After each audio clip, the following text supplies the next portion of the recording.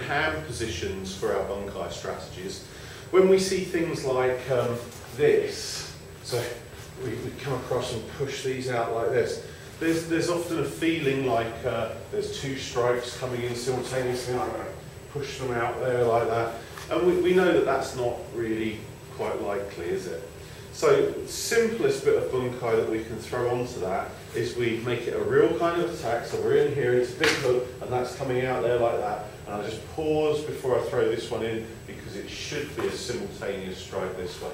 So what's happened there is turn sideways and put my hands out like that, one to cover the punch and one to chop into the neck.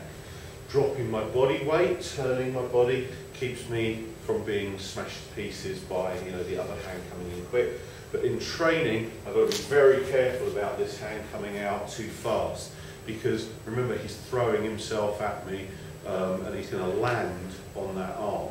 So when he lands on that arm, I can't always control how hard it's going to hit.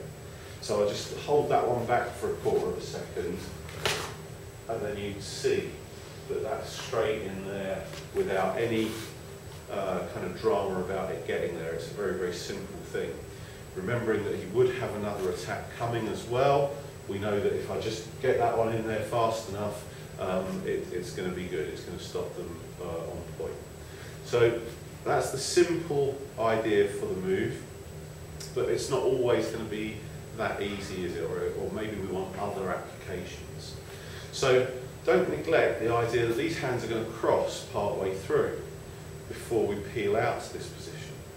So when we see these positions, whether it be in Meikyo, or whether we're talking about moves from Gankaku, Shinto, we see these kind of wedge blocks occurring.